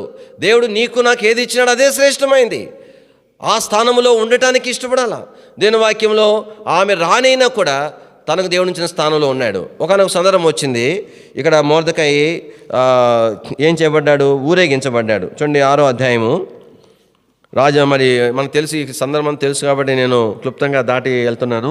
హామాను ఏమైతే కోరినాడో అదంతా మొర్దెకై చేయమని చెప్తే మొర్దెకైని రాజు వస్త్రాలు వేసినారు, రాజు కిరీటం పెట్టినారు, రాజు గుర్రం ఎక్కించినారు, మరి అంతా కూడా ఊరేగించినారు. 11వ వచనంలో చూస్తే చివరి భాగంలో ఈ ప్రకారము చేయతగునని అతని ముందర చాటించెను. 12వ వచనం. తర్వాత మొర్దెకై సెలవు పెట్టి ఇంటికి పోయి అందరిని పిలిచి తన గొప్పను చెప్పుకొనెను అనుందా? ఏమను చెప్పండి. తర్వాత మొర్దెకై రాజగుమ్మము నొద్దకు, అరే ఏమిది, కనీసము ఆ ఫీలింగ్ అయినా కొంచెం ఉంచుకోవాలి కదా, ఆ సంతోషము కొంతైనా దాచుకొని కొంతైనా పంచుకోవాలి కదా. అంటే అర్థమైందంటే తన మనసంతా కూడా ఏది ప్రభు తనకి ఏ స్థానం ఇచ్చినాడో దాని మీదే ఉంది. హెచ్చనేది కోరుకోలే. తనకు ప్రభు ఏ స్థలంలో ఉంచినాడో అక్కడే ప్రభు కొరకు ఉండటానికి తను ఇష్టపడ్డాడు. అంతా అయిపోయిన తర్వాత మళ్ళా నేరుగా ఆ వస్త్రాలు ఇప్పేసినాడు, ఆ గుర్రం దిగేసినాడు. వరే వస్త్రాలు పోతున్నాయి, ఈ గుర్రం పోతుంది అని ఏమి ఫీలింగ్ లేదు. మళ్ళీ ఇంత ఘనత పొందిన తర్వాత మళ్ళా నేను పోయి మళ్ళా ఆడెట్టుండాలా అని అనుకోలేదు. చక్కగా నేరుగా వెళ్ళిపోయినాడు, తన యొక్క రాజు గుమ్మం దగ్గర ఉన్నాడు. నేను వాక్యంలో మనకు హామాన్ అయితే అట్లాంటి వాడు కాదు. ఇప్పుడు ఎస్తేరు ఆమె భోజనానికి పిలిచింది. భోజనాన్ని పిలిస్తే ఈయన ఏమైపోయినాడు చెప్పండి? రాజు నమ్మని చెప్పింది, రాజుతో పాటు హామాన్ని ఒక్కడిని తీసుకురమ్మని చెప్పింది. హామాన్ని తీసుకురమ్మంటే ఇంకా చూడండి, ఈయన గారికి ఇంకా పట్టణ పగ్గాలు లేవు. ఇంకా ఇంటికి పోయినాడు. ఇంటికి పోయి అందరిని పిలిచినాడంట, స్నేహితులందరినీ పిలిచినాడు. పిలిచి ఏం చేసినాడు అంటే ఆయా స్థితిని గతులను బట్టి సంతోషం తప్పని అన్నట్లే. పుట్టినరోజు సంతోషపడతాం, ప్రమోషన్ వస్తే సంతోషపడతాం తప్పని నేను చెప్పట్లే. అంటే ఆ యొక్క లోక సంబంధమైనటువంటి వాటి మీద విపరీతమైనటువంటి వ్యామోహము ఉండుట, ఏ మాత్రం కూడా దాని మీద మనసు లేకపోవటం వ్యత్యాసం విషయమే నేను చెప్తున్నాను. ఏం చేస్తున్నాడంటే ఈ మనుషుడు అందరిని పిలిపించినాడంట. 5వ అధ్యాయము 10వ వచనం. అయితే హామాను కోపం అంచుకొని తన ఇంటికి పోయి తన స్నేహితులను తన భార్య అయిన జెరహును పిలిపించి ఏమన్నా వాళ్ళ ముందు చెప్తున్నాడు అన్నమాట. ఏమేమి చెప్తున్నాడు? తనకు కలిగిన గొప్ప భార్యకి తెలియదా ఏంటి ఐశ్వర్యం ఉండేది, స్నేహితులు తెలీదా? మళ్ళీ ఇంకా తృప్తి కలగట్లా. అరే అసలు అంటే ఎప్పుడు వచ్చినా మళ్ళీ ఎక్కడనే స్టార్ట్ చేస్తాడనమాట. ఎంత బంగారం ఉంది నాకు తెలుసా, మీకు తెలుసు కదా. అరే తెలుసు, 100 సార్లు చెప్పినావు, తెలుసు కదా అని అంటే మళ్ళీ ఏం చేస్తారు వాళ్ళు? తెలుసన్నా మా అమ్మానన్నా తెలుసు, మొత్తం ఐశ్వర్యం చెప్పినాడు. ఇంకేం చెప్పినాడంట? చాలామంది పిల్లలు, ఒరే నాయన అది కూడా గొప్పేనా, నాకు 2 కొడుకులు, నాకు 1 కూతురు, నాకు 3 పిల్లలు, నాకు 5 మంది పిల్లలు, 6, అది కూడా గొప్పేనా? ఐశ్వర్యం గురించి చెప్పినాడంట. అది కూడా ఎవరికి చెప్తున్నాడు? తెలియని వాళ్ళకి చెప్తున్నాడా? భార్యకి చెప్తున్నాడు. ఏమన్నా అంటే ఎంత ఉబలాటం అంటే మనుషుడికి ఇక్కడే మనకు అర్థమవుతుంది. ఒక్కోసారి అట్లా ఉంటుంది, ఒక్కోసారి ఆ సంతోషం ఎందుకో అర్థం కాదు. భారతదేశంలో కొడుకు పుట్టాలని ఎంతమంది ఆరాటపడుతుంటారు. అదొక అంటే ఇండియన్ సైకాలజీ అది, ఏమండి అంతే కదా. నాకు కూడా ఉండేదన్నమాట, ఫస్ట్ కొడుకు పుడితే బాగుండు అని. నాకు భలే ఆశ్చర్యం అనిపిస్తుంది. ఒక అక్క ఉన్నారు, మా అక్క ఇప్పుడు వైజాగ్లో ఉంటుంది. అక్క ప్రభుని బట్టి నా సొంత అక్క ఆమె. వాళ్ళకి 2 కూతుర్లు ఏమైనా ఆపరేషన్ చేసుకుంటే నాకు భలే ఆశ్చర్యం అయిపోయింది. ఎందుకు ఆశ్చర్యం అయిపోయింది? అరే 2 కూతుర్లు పుట్టినారు, కొడుకు కోసం ఇంకొకరు చూడొచ్చు కదా అనుకున్నాను అనమాట నేను. ఇంకా నాకు ఎంత అయిపోయిందంటే లాస్ట్కి కొడుకు పుట్టిన తర్వాత ఒకసారి ఒక బ్రదర్ ఉన్నాడు, నాకు బాగా పరిచయం అనమాట. నేను ఎందుకో పెట్రోల్ బంక్ దగ్గరికి వెళ్ళినాను. పెట్రోల్ బంక్ దగ్గరికి వెళ్ళిన తర్వాత ఇంకా నేను ఎవరు నాకు చెప్పలేదు. అంటే నేను పోయి ఆయన దగ్గర పోయి అన్న ప్రజాడు అన్న అని చెప్పి, అన్న నా కొడుకు పుట్టినాడని చెప్పి చెప్పినాను. అరే కొడుకు తర్వాత చాలా సిగ్గు అయిపోయింది నాకు మళ్ళా. అరే ఇదేందా, నేను అడిగినాడా, పెట్టినాడా, నాకు ఎదురుపడినాడా, నేను పోవటం ఏంది, నేను పోయి నా కొడుకు పుట్టినాడు చెప్పుకోవటం ఏంది అని చెప్పి చాలా సిగ్గు అయిపోయింది. తర్వాత అక్క ఇద్దరు కూతురు పుట్టిన తర్వాత ఆమె ఆపరేషన్ చేసిన తర్వాత ఇంకా సిగ్గు అయిపోయింది. ఏం చేద్దాం, ఈ భారతదేశము యొక్క ఏమంటారు ఆ మైండ్ నాకు కూడా వచ్చిందని చెప్పి చాలా సిగ్గుపోయింది. తలంపు ఏంటంటే ఈ మనుషుడు ఎట్లాంటి వాడు పిల్లల గురించి చెప్పుకున్నాడంట. తర్వాత రాజు తను ఘనపరిచి రాజు కింద అధిపతులను సేవకులను తను ఎలాగో పెద్ద చేసినో అది కూడా తెలుసు. ముందే ప్రమోషన్ వచ్చిన అందరికంటే పెద్ద చేసిన సంగతి తెలుసు. దానిని గురించి ఇంకా ఏం చెప్పినాడు 12వ వచనంలో, రాణి ఎస్తేరు తాను చేయించిన విందునకు రాజును నన్ను తప్ప ఎవ్వరిని కూడా నేను పిలవలేదు. దీని వాక్యంలో మొర్దెకై విషయం చూస్తున్నాం. మొర్దెకై ప్రభు తనని ఎక్కడ ఉంచినాడో అక్కడే ప్రభు కొరకున్నాడు. ఎంత కాలం ఉంచినాడో అంత కాలం ఉన్నాడు. ఏ మాత్రం కూడా ఉన్నతమైన స్థితిని ఆశించలేదు. ఒక్కొక్క సందర్భంలో ఉన్నతమైన స్థితి ఇచ్చినా దాని మీద మనసు పారేసుకోలేదు. దాని యొక్క ప్రభావము తన జీవితం మీద ఏ మాత్రం కూడా చూపించలేదు. ఎంత దైవికమైనటువంటి వాడు మొర్దెకై. దీని యొక్క వాక్యంలో మనం చూస్తూ వచ్చినప్పుడు ఈ మొర్దెకై యొక్క జీవితంలో మనం జ్ఞాపకం చేసుకోవచ్చు.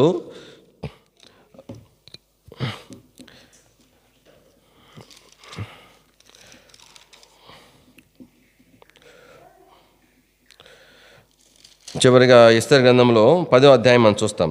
ఎస్తేరు గ్రంథం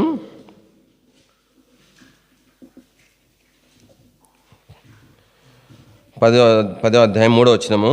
యూదుడైన మొర్దెకై రాజుని ఆశ్వేషణ ప్రధానమంత్రిగా నుండి తన వారందరితో సమాధానంగా మాట్లాడుచు తన జనుల యొక్క క్షేమం విచారించేవాడిని, యూదుల్లో గొప్పవాడిని, తన దేశస్తులు చాలామందికి ఇష్టడుగా ఉండెను. కాబట్టి దేవుని యొక్క ప్రజల యొక్క క్షేమమును గురించి విచారించేటువంటి వాడు. కాబట్టి ఇక మొర్దెకై మొట్టమొదటిగా తను ఎలాంటి ప్రతిఫలం అపేక్షించలేదు.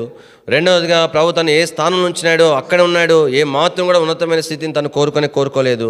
అందుమాదిరే కాదు, ఏ మాత్రం కూడా భౌతికమైన వాటి విషయమైన ఉప్పొంగటం అనేటువంటిది ఏ మాత్రం కూడా తన జీవితంలో మనము చూడలేము.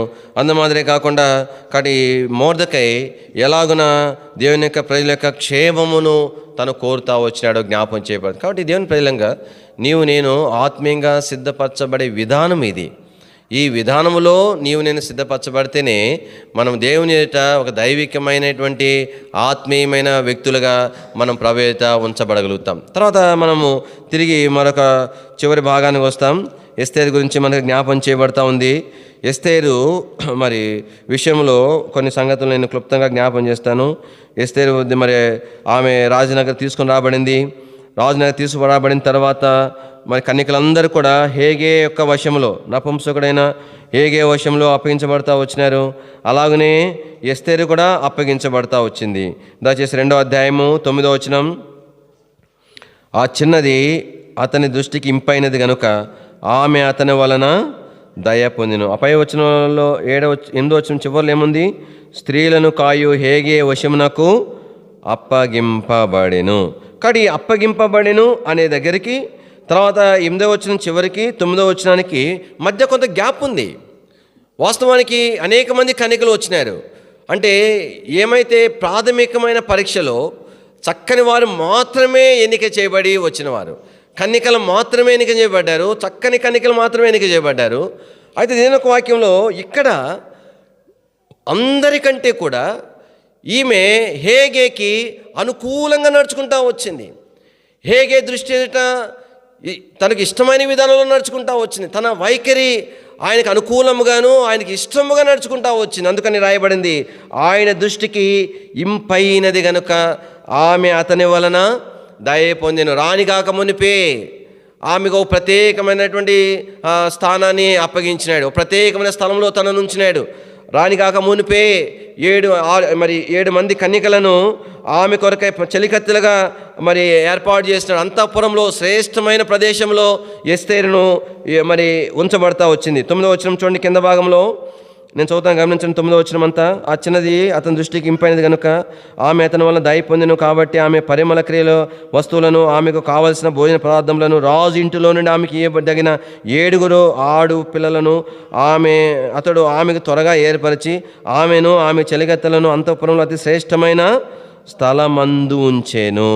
కాబట్టి దేని ఒక వాక్యంలో ఎస్తేరు రాణి కొరకు సిద్ధపరచబడిన విధానం ఈనాడు నీవు నేను కూడా మన ప్రభు కొరకు సిద్ధపరచబడవలసిన వారిగా ఉన్నాం. కానీ దేవుని యొక్క వాక్యంలో ఎలాగ మనం నడుచుకోవాల్సిన వారిగా ఉంటున్నాం? ఆయన దృష్టికి అనుకూలంగాను ఆయనకి ఇష్టలుగా మనం నడుచుకోవాల్సిన వారిగా ఉంటున్నాం. తద్వారానే మనము ఆయన దయను పొందేటువంటి వారిగా ఉంటాం. ఆ దాంట్లో భాగముగానే దేవుడు ఆత్మీయమైన ఉన్నతమైన స్థానంలోనికి ప్రభు మనల్ని తీసుకొని ఆయన ఉంచేవాడుగా ఉంటున్నాడు. దీని వాక్యంలో ఎస్తేరు విషయంలో మనం చూస్తూ వచ్చినప్పుడు రెండవదిగా ఎస్తేరును ఈ యొక్క మొర్దెకై ఏం చేస్తూ వచ్చాడంట? ప్రతిరోజు కూడా ఆయన ఎస్తేరుని చూడటానికి వచ్చేవాడు. ఎందుకోసం వచ్చేవాడు? బాగుందా లేదని చూస్తానికా, ఏమైనా రోగం ఏమైనా వచ్చిందా, లేదా జ్వరం ఏమైనా వచ్చిందని చూస్తానికా, లేదా దిగులుగా ఉందని చూస్తానికి ఎందుకు వచ్చినాడు? దేని వాక్యం చూడండి, 11వ వచనం. ఎస్తేరు ఎలాగుండెనో అది ఆమెకేమి సంభవించినో అది తెలుసుకొనుటకై. ఎందుకు వచ్చేవాడంట? ఎస్తేరు ఎలా ఉంటుందో అని తెలుసుకోవడానికి వచ్చినాడు. ఆమె ఏ విధంగా నడుచుకుంటుందో అని తెలుసుకోవడానికి వచ్చేవాడు. ప్రతిరోజు వచ్చేవాడు, ప్రతిరోజు ఆమెను గమనించేవాడు. అందుకనే మొర్దెకై ఏం చేసేవాడంటే ఎప్పటికప్పుడు ఆమెలో సరిచేయబడవలసిన విషయాలు తను సరిచేస్తూ వచ్చినాడు. ఎప్పటికప్పుడు హెచ్చరిస్తూ వచ్చినాడు, ఎప్పటికప్పుడు గద్దిస్తూ వచ్చినాడు. అది ఆమె ఎలాగుండెనో అనే మాటకు అర్థం. కానీ ప్రతిరోజు ఏదో నెలకోసారి వారానికి ఒకసారి కాదు, ప్రతిరోజు ఉదయకాలం నుండి సాయంకాలం వరకు మొర్దెకై పనిందంటే ఎస్తేరు ఎలాగుంటుందో అనేటువంటిది. పిల్లరా, దేవుని ప్రజంగా మంచి తలలో జ్ఞాపం చేసుకోవాలా. ఉదయకాలం నుండి సాయంకాలం వరకు కూడా నీ యొక్క నా యొక్క ప్రభు యొక్క పని ఏమిటయ్యా అంటే నీవు నేను ఎలాగుంటున్నాము అనేది గమనించేది ప్రభు యొక్క పని. నిన్ను నన్ను ఆయన చూస్తూ ఉండేవాడుకున్నాడు. ఎప్పుడు కూడా ఆ గమనము మనల్ని ఏం చేస్తుంటే ప్రత్యేకమైన వారిగా చేస్తుంది. నా ప్రభు నన్ను చూచి హృదయంలో సంతోషపడాలా, మురిసిపోవాలా అని మనం నడుచుకోగలుగుతాం. ఉదాహరణకు చూడండి, ఒకసారి మన పిల్లలు ఉంటారు, మన పిల్లల విషయంలో కొన్ని మంచి విషయాలు తెలుస్తాయి. కానీ వాడు దూరంలో ఉంటాడు, వాడు ఎట్లా నడుచుకున్నాడు మిగతా విషయాలు ఏం తెలియవు. కొన్ని విషయాలు తెలిసేసరికి తల్లిదండ్రులకు ఎలా ఉంటుంది? నా బిడ్డ, వాడి విషయం తెలిసిన ఒక మంచి విషయము, మెచ్చుకోదగిన విషయం అంటే హృదయం ఎంతగా మురిసిపోతామో. మరి ఇతరులకు కూడా చెప్పుకుంటాం, మా అమ్మాయి లేదా మా అబ్బాయి ఆడు ఉన్నాడు, పలానా వాడు ఎట్లా చూడు, వాడికి ఈ వయసులో ఎంత మంచి ఆలోచన వచ్చిందో అని అంటాం. ఈ వయసులో చూడు ఎంత మంచి డెసిషన్ తీసుకున్నాడో అని అంటాం. నేను ఒక మాట చెప్పేది ఏంటంటే, ఏదో ఒక విషయము 2 విషయాలు మాత్రమే దూరంగా ఉన్న మన చెవిని పడితే వాడు ఎన్ని అయోగ్యమైన పరిస్థితులు ఉన్నాయో అనేటువంటిది మన కళ్ళకు మనం చూడని స్థితిలో తను ఉంటున్నాడు.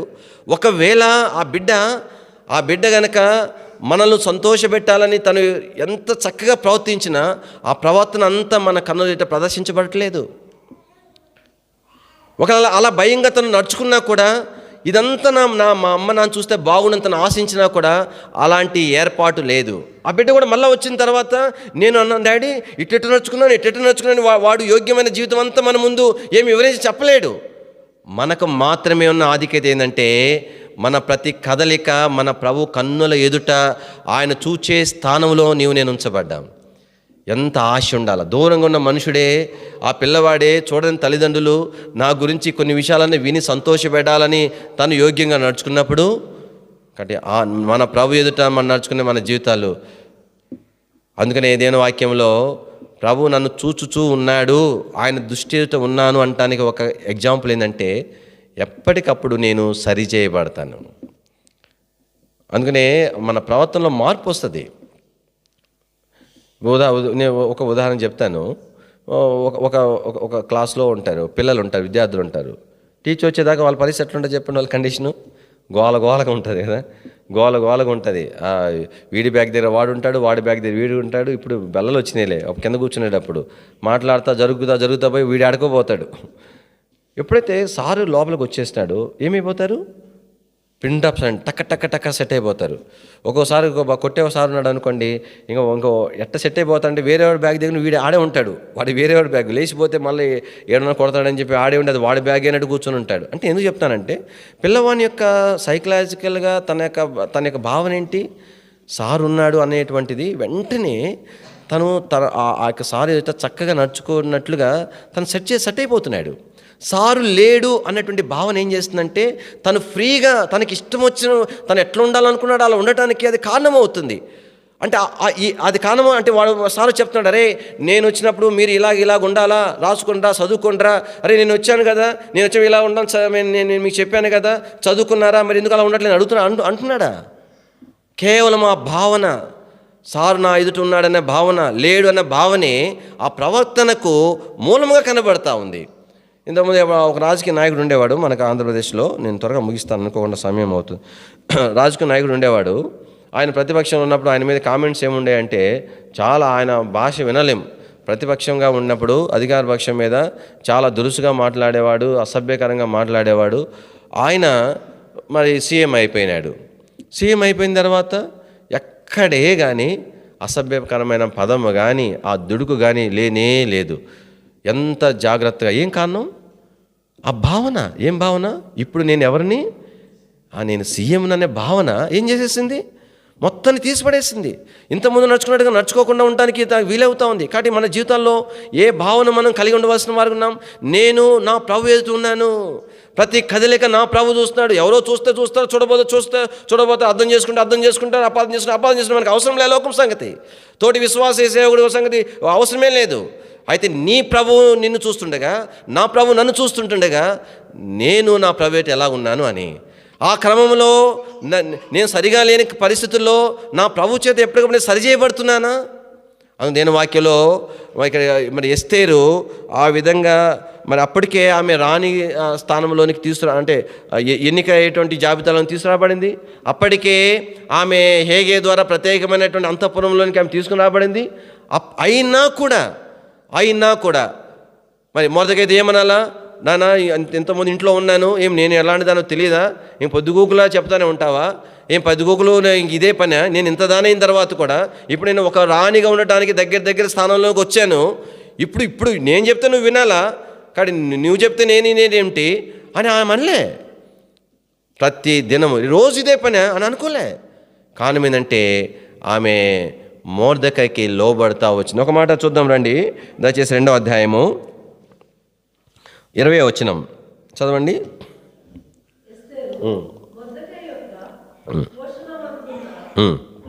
కాలమున చేసినట్టుగానే ఇప్పుడును, అదనమాట.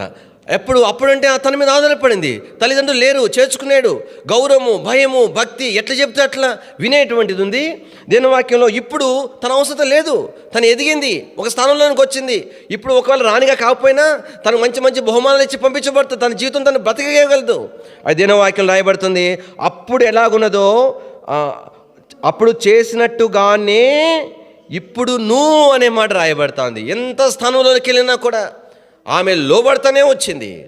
ఆ కారణాన్ని బట్టే మొర్దెకై ఆమెను ఆ రీతిగా సరిచేయగలుగుతూ వచ్చినాడు. కానీ ఈ దినాలలో ఎంత మేర దేవుని వాక్యానికి లోబడుచూ వస్తామో, ఎంతటి వారమైనా మన ప్రభువుకు లోబడవలసిన వారమే. ఎంత మేర లోబడతామో అంత మేర ప్రభు చేత మనము సరి చేయబడేవారు ఉంటాం. అప్పుడే ఆయన రాకడ కొరకు తగిన రీతిగా మనం సిద్ధపరచబడగలం.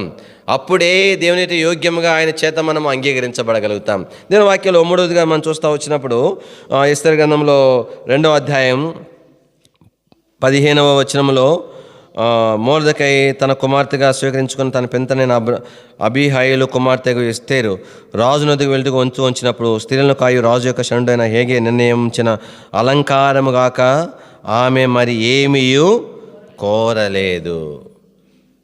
హేగే నిర్ణయించినది కాక ఏమి కూడా, అక్కడ హేగే ఏమి చెప్పినాడో, ఎట్లా చెప్పినాడో ఆమె అట్లాగనే నడుచుకుంటా వచ్చింది. దీని వాక్యంలో ఎందుకని అలా నడుచుకోగలిగింది? రాజు యొక్క మనస్తత్వం అనేది, రాజు దేని ఇష్టపడ్డా సంగతి హేగేకి తెలిసినంతగా తనకు తెలియదు. తన దృష్టికి ఇది పెట్టుకుంటే బాగుంటాను, ఇది పెట్టుకుంటే బాగుండనే తన దృష్టికి. అయితే రాజు దేన్ని ఇష్టపడేది తనకు తెలియదు. దేని వాక్యంలో మనకు జ్ఞాపం చేయబడే విషయం ఏంటంటే హేగేకి మాత్రమే తెలుసు. అంటే అర్థం ఏంటి? పరిశుద్ధాత్మ దేవుడు మాత్రమే ఎలాగుంటే మన ప్రభు ఇష్టపడుతున్న సంగతి ఆయన మాత్రమే తెలుసు. అందుకని దేవుని యొక్క ప్రజలంగా మన జీవితాలలో ఏం జ్ఞాపం చేసుకోవాలా? ప్రభు ఇష్టానికి అప్పగించుకోవాలి. ప్రభుతో చెప్పాలా, ప్రభా నువ్వు ఎట్లా ఉండమంటే నేను అట్లా ఉంటాను, ఎట్లా నడుచుకోమంటే అట్లా నువ్వు ఉండమన్నట్టు తప్ప మరి ఇంకొక రకంగా ఉండడానికి నేను కోరుకోను. అది ఎస్తేరు యొక్క తీర్మానం, ఎస్తేరు యొక్క తీర్మానం దీని యొక్క ప్రజలంగా అందుకు జ్ఞాపం చేసుకోవాలి. ఒకవేళ నా దృష్టికి దాంట్లో తప్పేముంది అని అనిపించవచ్చు. అయితే కావచ్చు కాక నా ప్రభు ఇలా ఉండమని చెప్పలేదు కాబట్టి నాకు అవసరం లేదు. నా ప్రభు ఏం చెప్తున్నాడో, ఎలా ఉండమని చెప్తున్నాడో అది మాత్రమే కోరదగింది, నాకు అది మాత్రమే అనుసరించదగినది. దినవాక్యం ఎంత శ్రేష్టమైనటువంటిది. అందుకని దినవాక్యంలో ఎస్తేరు ఆ రీతిగా మరి రాణిగా ఉండుట కొరకై ఆమె సిద్ధపరచబడుతూ వచ్చింది. ఆ తర్వాత బాగా మనకు తెలుసు, మరి ఆమె రాజు చేత అంగీకరించబడింది. తర్వాత తన యొక్క జనాంగం అంతా కూడా నశించిపోయేటువంటి క్రమంలో ఆమె ఏం చేసింది చెప్పండి? రాజు మరి భోజనాన్ని పిలిచింది, రాజు ఎద్దుకు వెళ్ళింది, ప్రాణానికి తెగించి వెళ్ళింది. మరి ఆ రాజు ఆ దండము చూపించినాడు, భోజనాన్ని పిలిచింది, మళ్ళీ రెండో రాజు పిలిచింది, మళ్ళీ మూడోసారి తను పిలిచింది. ఎంత ఆమె ఎలాంటి స్థితిలో ఉన్నప్పటికీ కూడా, ఎలాంటి స్థితిలో ఉంది చెప్పండి? ఏడ్చి దొల్లాడి గందరగోళం చేసి ఉండాల్సింది ఆమె. ఎందుకంటే తన జనాంగం అంతా వారితో పాటు తను కూడా నశించిపోయే స్థితి. తనకు రైట్ ఉంది, భార్యగా ఒక రాణిగా తనకు హక్కు ఉంది. అయితే ఆమె ఏమనేదంటే చూడండి, ఎంత ఒక్క మాట చదివి మనం ప్రార్థన చేసుకుందాం. దయచేసి 5వ అధ్యాయం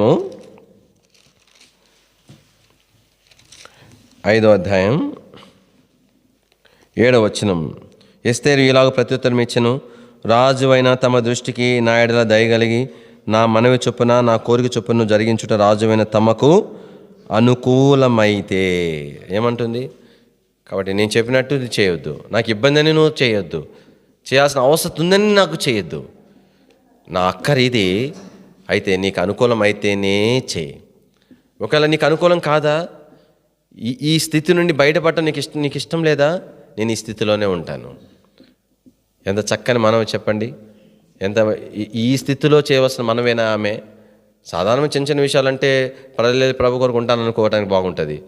ఈ తన జనాంగం అంతా నశించిపోయే స్థితిలో ఆమె మనవి చూడండి ఎట్లా చేసింది. ఇంకా తర్వాత మళ్ళా ఆమె ఏమన్నది చూడండి, 7వ అధ్యాయము 4వ వచనం. సంహరించుటకును హతము చేయబడి నశించుటకును నేను నా జనులు కూడా అమ్మబడిన వారం, మేము దాసులుగాను అమ్మబడిన ఎడల నేను మౌనంగా ఉందును. ఏలైనగా మా విరోధిని తప్పించుకుంటకై మేము రాజుగు తమరిని శ్రమ పెట్టుట యుక్తము కాదు. ఎంత చక్కగా చెప్తుంది చూడండి. ఒకవేళ నాకు ఇబ్బంది వచ్చిందని చెప్పి పట్టుపట్టి నిన్ను ఇబ్బంది పెట్టకూడదు. ఎంత ఇబ్బంది అని నేను పడినా పర్లేదు, కానీ నా ఇబ్బందిని బట్టి నీకు ఇబ్బంది కలుగు చేయకూడదు. ఎలాంటి చక్కని తీర్మానం! ఇలాంటి ప్రార్థన మనం చేస్తామా చెప్పండి? ఇలాంటి ప్రార్థన చేస్తాం. ప్రభా, మన అక్కల కొరకు వచ్చినప్పుడు, మన అవసర విషయం వచ్చినప్పుడు ప్రార్థన చేసినప్పుడు, ప్రభా ఈ శ్రమ నీకు ఇష్టమైతే తొలగించు, లేకపోతే ఇట్లానే ఉంటానని చెప్పగలమా? మనం చూడం, కానీ సమయం లేదు. కానీ ఆ యొక్క ఎవరు కుష్టు వ్యాధిగ్రస్తుడు ప్రభు ఎద్దుకు వచ్చినాడు. ప్రభు ఎద్దుకు వచ్చి ఏం చేసినాడు తెలిసిన మనుషుడు? ప్రభు ఎద్దుకు వచ్చి ప్రభువుని ఆరాధించినాడు. ఎప్పుడు ఆరాధన వస్తుంది చెప్పండి? మేలు పొందిన తర్వాత ఆరాధన వస్తుంది, అప్పుడు సంతోషం వస్తుంది, అప్పుడు ప్రభుని స్తుతించేది వస్తుంది. కుష్టు వ్యాధితోనే ఉన్నాడు ఆ మనుషుడు. తర్వాత అసహ్యకరమైన స్థితిలోనే ఉన్నాడు, దూరంగా ఉండవలసిన స్థితిలో. సమాజంలో ఈ దినాల్లో వైద్య సంబంధించినటువంటి మరి డెవలప్ అయింది కాబట్టి సరిపోయింది. పాత దినాలలో ఏళ్ళన్నీ కుంగిరిపోతాయి, అవన్నీ చీము కారుతూ ఉంటాయి, గొడ్డలు చుట్టుకుంటా తడిసిపోతూ ఉంటాయి, ఎప్పుడు మార్చుకోవాలా. అందులో ఇస్రాయేల్ ముఖ్యంగా కుష్టు వ్యాధుల్ని పాలెం వెలపట ఉంచుతారు. సమాజం వెలపట వాళ్ళు ఏది ముట్టుకోకూడదు, వాళ్ళు వెళ్ళిన దారిలో ఎవరు నడవకూడదు. ఎలాంటి రిస్ట్రిక్షన్స్ ఆ దినాలలో ఉన్నాయి. ఎంత అవమానకరమైన దీనస్థితి వాళ్ళది. ఆ స్థితిలో ఉండే ఆ మనుషుడు ప్రభువుని ఆరాధించినాడు. ప్రభు మొక్కి ఏమన్నాడు? నీకు ఇష్టమైతే అన్నాడు. ప్రభా, నీకు ఇష్టమైతే నన్ను శుద్ధిని చేయి, లేకపోతే నేనేం చేస్తాను, ఇట్లనే ఉండిపోతాను. నీకు ఇష్టం లేదా, నేను బాగుగాడు, నీకు ఇష్టం లేదా? ప్రభా, నా ఆశ ఏంటంటే నీ ఇష్టమే నా సంతోషం. మరి ఇట్లా ఉంటే ఎట్లా? కుష్ఠవ్యాధితో ఉంటే, ఆ వాసన చూసుకుంటే, అందరూ ఆశించుకుంటూ ఉంటే ఏం సంతోషం? కానీ రోగం ఉందనే బాధ కంటే కూడా నా ప్రభు యొక్క ఇష్టాన్ని నెరవేర్చిన సంతోషము, ఈ రోగం నుండి బయటపడ్డానన్న సంతోషం కంటే గొప్పది. అది తన తీర్మానం. అంటే ఆ మాట ఎందుకన్నాడు? ఒక దేవుడు స్వస్థపరచలేడేమో అనలే, అక్కడే ఏమన్నాడు? నీకు ఇష్టమైతే నన్ను శుద్ధినిగా చేయగలవు అన్నాడు. అంటే అర్థం ఏంటి? నువ్వు చేయనంత మాత్రాన చేయలేవు అని అర్థం కాదు. చేయగలవు, నువ్వు చేసినా చేయకపోయినా నువ్వు చేయగలవు.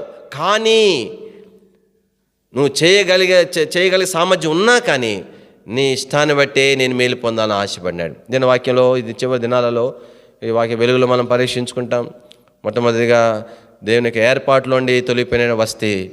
కాబట్టి రెండవదిగా దేవుని యొక్క తీర్పు ఎంత న్యాయబద్ధంగా ఉంటుందో అనేటువంటిది ఆశీర్వాద ద్వారా దేవుడు మనకు జ్ఞాపం చేస్తుండగా, మూడవదిగా దేవుని ప్రతి సందర్భంలో కూడా ఆయన గలపాల్సిన స్థానంలో ఉండి ఆయన ఘనతను మనం పొందుడు కొరకాయి సందర్భం వచ్చింది, సమయం వచ్చింది. ప్రతి సందర్భంలో ఏం చేయాలా? దేవుని బిడ్డలుగా, దేవుని ప్రజలుగా, మనం ఆయన దాసులుగా, ఆయన ప్రజలుగా, ఆయన మనకు రాజుగా ఏం చేయాలా? ప్రతి సందర్భంలో ప్రభుని కనపరచాలి. ప్రతి అవకాశాన్ని ప్రభుని మహింపరచడానికి ఉపయోగించాలా. ఒకవేళ దేవుడు నీకు ఆయా రీతిలో ఆయా స్థానం ఇచ్చి గౌరవపదమైన స్థితి ఇచ్చినాడా? ఆ గౌరవాన్ని ప్రజలు గుర్తించగలిగినారా? దాని విషయమే, నీకున్న గౌరవ విషయమే ఏదో ప్రస్తావించినారా? ఏమని చెప్పాలా? బ్రదర్, కేవలం దేవుని కృప బ్రదర్ అని చెప్పాలా.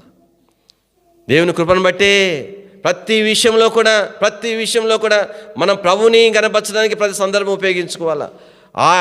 ఆయనకు అంత శ్రేష్టమైన స్థానం ఇవ్వాలా. ఇంతకుముందు ఒక ఆరాధన మొత్తంలో జ్ఞాపం చేసుకున్నాం. ఆ యొక్క భక్ష్యకాల అధిపతి, పానదాయకుల అధిపతికి ఉన్న వ్యత్యాసం. కానీ భక్ష్యకాయల అధిపతి ఏం చేసినాడు? ఆయనకి ఇవ్వాల్సిన స్థానము ఆయనకి ఇవ్వలేదు. మరి 3 గంపలు, ఒక గంపలో మాత్రమే ఫరో గారికి మరి అవి చేసుకున్నాడు, అప్పమ్మలు చేసినాడు. మిగతా 2 గంపలు తన కొరకు చేసుకున్నాడు. అట్లా చేసుకున్నవాడు ఫరో గారు పెట్టినాయి కదా, పైన పక్షులు తింటేమో రెట్టేస్తుందేమో ఆలోచన చేసినాడా?